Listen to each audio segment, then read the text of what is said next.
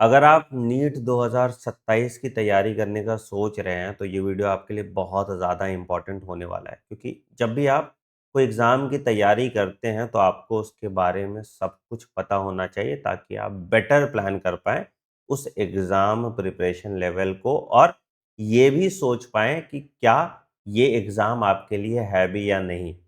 मैं इस वीडियो में सारे एलिजिबिलिटी क्राइटेरिया क्या है और नीट 2027 में आप क्या मेजर बदलाव देखने को आपको मिल सकता है, उन सब पे डिटेल में बात करेंगे और फिर लास्ट में इस पे भी बात करेंगे कि आपको अब अपनी तैयारी में कोई परिवर्तन करना चाहिए या नहीं करना चाहिए। तो इस वीडियो को एंड तक ज़रूर देखना। अगर इस चैनल पे नए हैं, तो इस चैनल को ज़रूर से ज़रूर सब्सक्राइब कर दो और बेल आइकन दबा दो ताकि आप कोई नोटिफिकेशन मिस ना करें।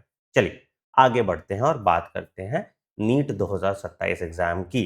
सबसे पहला चीज़ कि एग्ज़ाम मोड क्या होगा, आई थिंक ज़्यादातर बच्चों को ऑलरेडी पता है। एजुकेशन मिनिस्टर के हवाले से उन्होंने ऐलान कर दिया था कि नीट 2027 एग्ज़ाम सीबीटी मोड में होगा। कंप्यूटर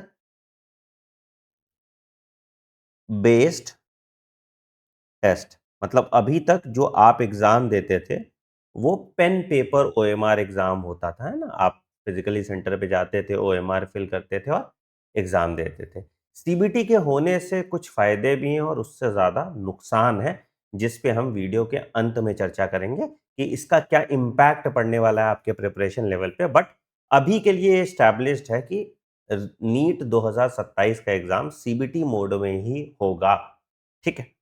दूसरी चीज़ है, क्या एलिजिबिलिटी क्राइटेरिया में कोई बदलाव की गई है? जैसे मार्क्स क्राइटेरिया तो नहीं, मार्क्स क्राइटेरिया में कोई परिवर्तन नहीं किया जाएगा। जो आपका मिनिमम क्वालिफाइंग मार्क्स है, ये आपका जो है मिनिमम की स्पेलिंग गलत है, देख लेना, ठीक है? 50% फिजिक्स, केमिस्ट्री, बायोलॉजी रहने वाला है। इसमें कोई भी चेंज आपको देखने को नहीं मिलेगी, ठीक है? तीसरा और सबसे इंपॉर्टेंट सवाल जो बच्चे पूछते हैं कि सर एज लिमिट में कोई चेंज होने वाला है क्या? तो बेटा मैं ये एस्टैब्लिश कर देता हूं कि there can not be upper age limit, ठीक है? क्यों सर? क्योंकि इस पे सुप्रीम कोर्ट का जजमेंट है। जब भी अगर एक एग्जाम कंडक्ट होगा, तो उसमें अपर एज लिमिट नहीं लगाया जा सकता कभी भी, है ना? क्योंकि बहुत सारे स्टेट गवर्नमेंट बोलते हैं कि हमारे यहाँ पढ़ाई लेट स्टार्ट होती है, हम गरीब देश है, मतलब शहर है, तो या स्टेट है, तो वहां पे पढ़ाई लेट स्टार्ट होती है। इसी कारण से अपर एज लिमिट आपको कभी भी नीट एग्जाम अगर एक सिंगल एग्जाम हो रहा है तो वो देखने को नहीं मिलेगा। ये स्टैब्लिश्ड है, क्योंकि एनटीए ने अपर एज लिमिट लगाई थी 25 साल की, बट उसके बाद उस पे स्टे आ गया सुप्रीम कोर्ट का और उस पे बाद में जजमेंट भी आ गया कि अपर एज लिमिट आप नहीं लगा सकते हैं। ठीक है, तो ये तो स्टैब्लिश्ड है कि अपर एज लिमिट नहीं आएगा। अगला जो इंपॉर्टेंट सवाल है कि अटेम्प्ट लिमिट आएगा क्या? तो नीट 2027 के लिए there is no attempt limit, ठीक है? बट इवेंचुअली मेरा ये मानना है और राधाकृष्णन कमेटी का भी ये सुझाव था कि इवेंचुअली अटेम्प्ट लिमिट लगाया जाएगा टू 3 अटेम्प्ट, ठीक है? अब अगेन कंफ्यूज मत होना बेटा, मैं कह रहा हूं कि अभी नीट 2027 की अगर हम बात कर रहे हैं, तो कोई भी अटेम्प्ट लिमिट नहीं है ना? बट हो सकता है कि इस साल कुछ ऐसा अनाउंसमेंट आ जाए जहां पे ये बताया जाए कि अगले साल ऑनवर्ड्स 2028 ऑनवर्ड्स हम अटेम्प्ट लिमिट लगाएं अप टू 3 अटेम्प्ट्स, है ना? बहुत सारे एग्जाम्स में ऑलरेडी अटेम्प्ट लिमिट लगता है, जैसे यूपीएससी है, जेई मेंस है, सब में अटेम्प्ट लिमिट है। नीट एग्जाम में भी अटेम्प्ट लिमिट होना चाहिए ताकि लोग इस ड्रॉप के लूप या ड्रॉप के भंवर में ना फंसे। ठीक है, मेरे हिसाब से आपको भी अपना एक स्टैंडर्ड रूल बनाना चाहिए कि 3 ड्रॉप से ज्यादा हम नहीं लेंगे किसी भी एग्जाम के लिए, ठीक है? अगला और बहुत इंपॉर्टेंट चीज है, क्या सिलेबस में कोई बदलाव है? तो there is no change in syllabus, ये तो स्टैब्लिश्ड है, ठीक है? एनसीईआरटी थोड़ी अपडेट होगी आपकी, ठीक है, बट वो कुछ खास नहीं होगी। कुछ मिस्टेक्स होंगे, उस मिस्टेक को पॉइंट आउट किया जाएगा, ऐसा कोई सिलेबस में चेंज नहीं है। बट एक सुझाव मेरा आप सबको है बेटा कि आप न्यू एनसीईआरटी में जो मेंशन्ड है उन टॉपिक्स को पहले पढ़ें और लास्ट के लिए एडेड टॉपिक रखें। जैसे प्लांट फैमिलीज में कुछ एडेड टॉपिक्स आए थे, कॉकरोच एडेड टॉपिक में था, एनिमल टिश्यू एडेड टॉपिक में था। तो आपने अभी ट्रेंड देखा होगा नीट के एग्जाम का पिछले 3 सालों में कि इन टॉपिक्स पे सवाल नहीं आते हैं।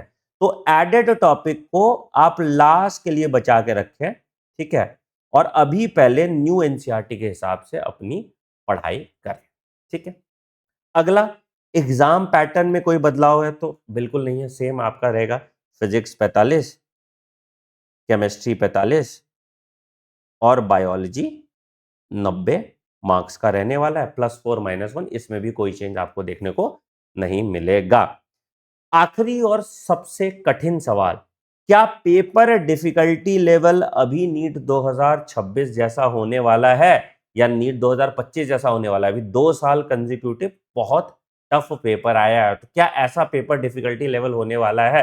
तो बेटा मैं आपको क्लियर कर देना चाहता हूं, यहां सीबीटी मोड के ड्रॉबैक्स, कि अगर कंप्यूटर बेस्ड टेस्ट हो रहा है तो आपकी किस्मत डिसाइड करेगी आपको कैसा पेपर मिलता है, ठीक है, और उस पे फिर नॉर्मलाइजेशन होगा। तो पेपर डिफिकल्टी लेवल के लिए बी प्रिपेयर्ड फॉर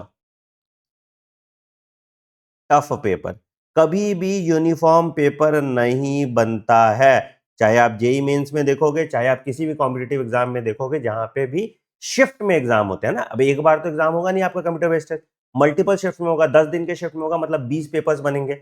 20 पेपर्स कभी एक लेवल का नहीं होगा, कुछ पेपर बहुत डिफिकल्ट होंगे, कुछ पेपर लल्लू होंगे, और उस पर फिर बाद में नॉर्मलाइजेशन किया जाएगा। तो आपको डिफिकल्ट पेपर के लिए खुद को अडेप्ट करके रखना है, आपको कॉन्सेप्चुअल स्ट्रेंथनिंग पे फोकस करना पड़ेगा। सुपरफिशियल लर्निंग जो आप ऑनलाइन कोर्सेज के माध्यम से करते हैं, उससे आपका बहुत ज्यादा नुकसान होगा। तो अगर आपके बेस स्ट्रांग नहीं है तो रिगरसली आपको 1-1.5 साल अच्छी कोचिंग करनी पड़ेगी, तब जाके आपका फाउंडेशन स्ट्रांग होगा। तो इस बात को बिल्कुल ध्यान में रखना कि be prepared for tough paper, है ना। ये चोचलापंती मत कीजिएगा कि हम पार्शियल ड्रॉप ले लेंगे या हम पार्ट टाइम पढ़ के नीट एग्जाम निकाल लेंगे। आपको रिगरस अभी जितना भी टाइम बचा है उसमें बहुत मेहनत करनी पड़ेगी, तब जाके आप नीट 2027 एग्जाम क्रैक करोगे। मेरा काम है आपको आगाह करना इन सभी चीजों से।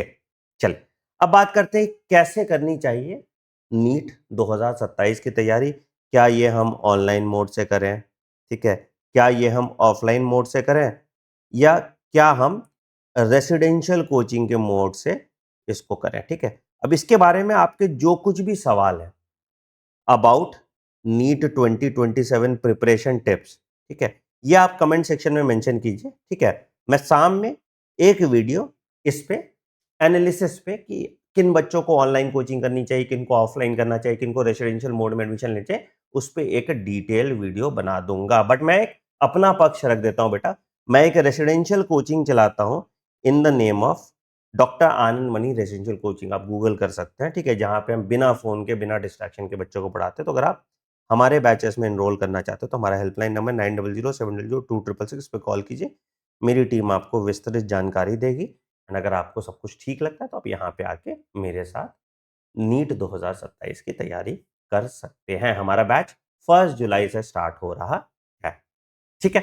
बाकी और डिटेल्स के लिए आप कमेंट सेक्शन में मेंशन कीजिए। वीडियो पसंद आया तो वीडियो को लाइक कीजिए, प्लीज ज्यादा से ज्यादा नीट 2027 वाले बच्चों के साथ इस वीडियो को शेयर कीजिए एंड सब्सक्राइब कर दीजिए अगर आप इस चैनल पे नए हैं तो। Thank you.